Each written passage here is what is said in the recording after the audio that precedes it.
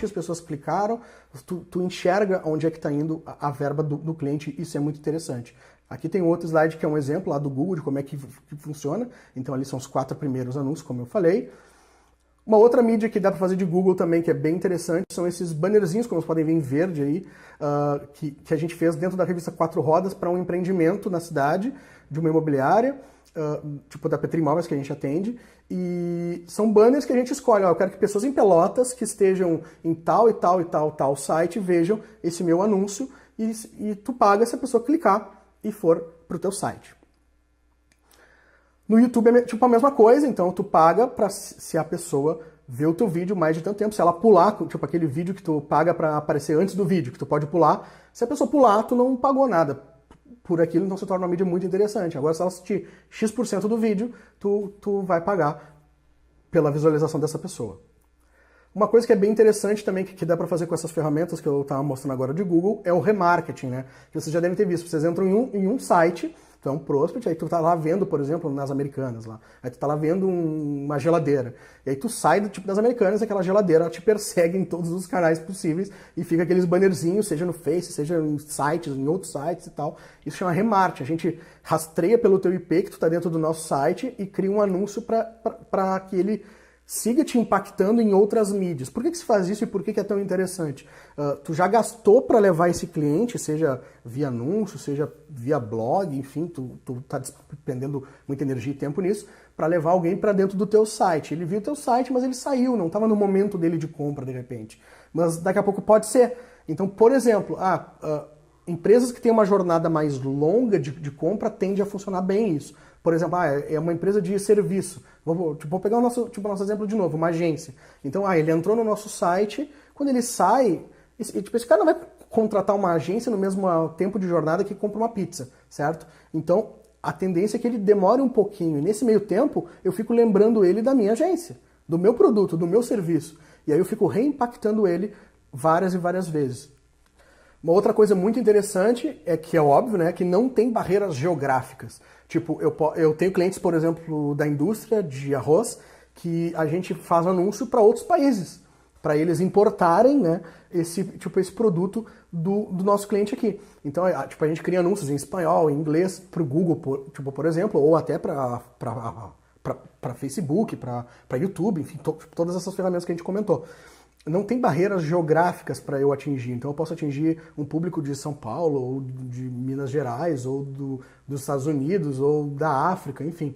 Isso é muito interessante para quem quer expandir negócio e com um custo muito mais baixo do que seria de tu ir até lá, fazer, por exemplo, um evento, fazer uma coisa. Então, dependendo de como for, é muito atrativo isso para os nossos clientes também.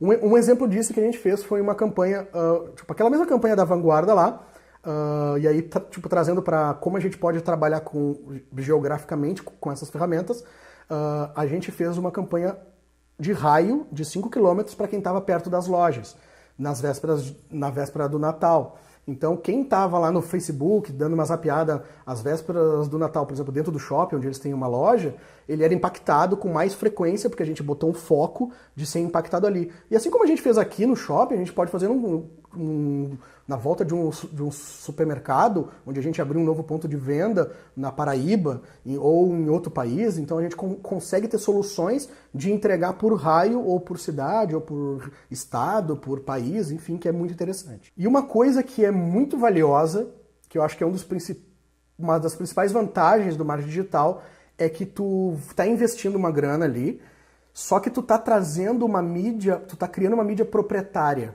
O que é isso?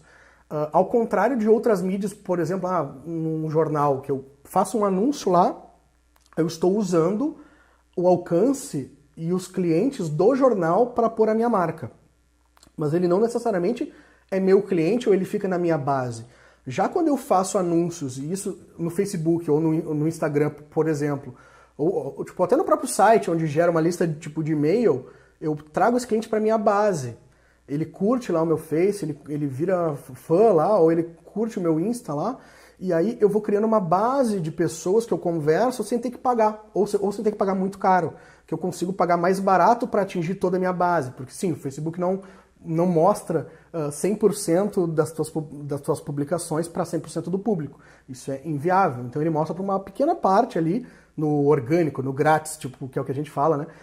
E agora, se tu quer pagar, para tu atingir a tua base, ali vai ser bem mais barato, que são as pessoas que já curtem, tipo, a tua marca. Então tu cria uma mídia proprietária, ele vira teu. Tu não precisa mais atingir, tipo, usar de outro veículo para atingir aquelas pessoas. Tu tá usando sim o Face lá e tal, só que tu pode conversar com essas pessoas sem estar pagando para eles, tipo, necessariamente. Ou, por exemplo, quando tu cria uma lista de e-mail ou de chatbot lá, tu cria pessoas na tua base que tu pode usar sem ter que estar pagando toda vez para conversar com elas. Aqui eu trouxe alguns exemplos de como é que se torna isso de mídia tipo, proprietária em 2 posts aqui que a gente fez sobre interatividade. Eu vou falar disso daqui a pouco, mas então para esse arroz brilhante, que é do nosso cliente de indústria aqui, a gente fez alguns posts de interação e teve post ali com 5.900 reações válidas, sabe? Então, o que são reações válidas? Pessoas que curtiram ou botaram aquela carinha, que a ideia era justamente essa, ou bota coraçãozinho ali no, tipo, falando de passas no ano novo, né? Tu gosta de passas no arroz, passa pra cá, dá um coraçãozinho, nem passo perto, lá é a carinha brabo. Então, gera muita interação com o público que já é nosso, a gente tá conversando com as pessoas que já são da nossa página, sabe? Isso é bem interessante. Aí a gente vai entrar agora, vou fazer uma pausa de novo, porque eu tenho 2 slides que eu tenho que cortar, então que não precisa pausar aí. Daí a gente vai entrar agora numa coisa que sempre pergunto nas aulas e palestras e tal, que é sobre tendências. Então, André, quais são as tendências dentro do marketing digital ou nas redes sociais e tal? O que tu traz de tendência? Então tem coisas aqui que já nem são tão tendências, que já estão acontecendo, mas as empresas ainda não estão fazendo com tanta frequência, mas que são interessantes da gente ficar de olho e aplicar para os nossos clientes ou para a nossa empresa. Então, primeira coisa, mobile. Cara, a gente está fazendo campanha, para vocês terem uma ideia, de Minha Casa Minha Vida para clientes onde o alcance de pessoas que acessam o site pelo celular é de 90%, mais de 90%, 90, algo assim. Então, essas pessoas, a maioria da população, ela está usando o celular para fazer tudo. Então, o ser mobile é primordial. Então, quando a gente constrói um site aqui na Mariatti, na maioria dos casos a gente faz primeiro a versão mobile, pensa primeiro no mobile e depois o desktop, que é poucas pessoas vão acessar. A gente é acostumado a ver o site sempre mais horizontal e tal, mas na verdade o mundo está ficando verticalizado. Vocês podem ver que tem alguns posts, tanto de Instagram quanto do Facebook, que eles já priorizam quando a tela ela é ampliada verticalmente, né? Então eles já estão priorizando coisas assim porque as pessoas estão acessando pelo celular e faz mais sentido. Uma outra coisa é vídeos. Cara, vídeo como esse que a gente está fazendo aqui, ou vários vídeos, as pessoas tendem a se engajar mais, a conversar mais, a interagir mais com audiovisual. Tende a funcionar muito mais. Até na própria rede, nos testes que a gente faz, a gente pega e testa um vídeo, testa um post, só uma imagem ali e tal. O vídeo ele tem muito mais alcance, mesmo sem tu pagar. E pagando também ele vai mais fácil. Tu consegue atingir o público em menos tempo do que só com a foto e tal. Então, fazer vídeos é uma tendência, porque, pela atenção das pessoas, lembra da nossa jornada lá, ele atrai mais atenção, as pessoas elas tendem a ser impactadas de uma maneira mais eficiente, porque ela está com mais foco ali, ela está vendo o vídeo, né? Então, consegue atingir e criar uma base de público muito melhor. Interatividade é um outro tópico, que é, como vocês viram no slide anterior ali, do passo, nem passo perto, não só estar ali nas redes sociais criando anúncio, tentando vender teu peixe, sabe?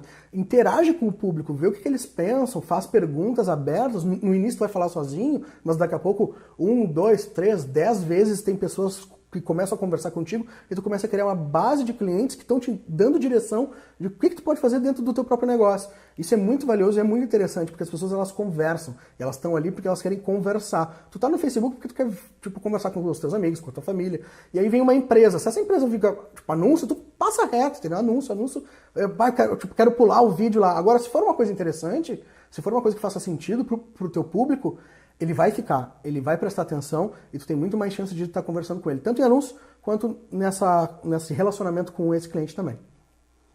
Dados. Dados é um novo petróleo, já saiu até na capa de várias revistas, que quem tem dados hoje tem o poder. Não é à toa que Google e Face hoje são as duas empresas, as duas maiores empresas de mídia do mundo, né? Eles dominam isso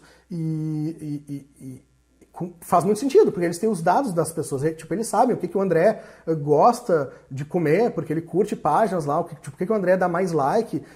Bom, tipo, saiu até teste de que o Facebook ele conseguia prever que as pessoas estavam namorando antes mesmo delas colocarem que elas estavam namorando lá, tipo, no status, pelo relacionamento, por abrir muitas vezes o chat, por várias coisas. Então, tu sabe dados das pessoas, às vezes, melhor do que elas mesmas, e as marcas têm que conseguir se aproveitar disso para trazer, tipo, estratégia para dentro de casa.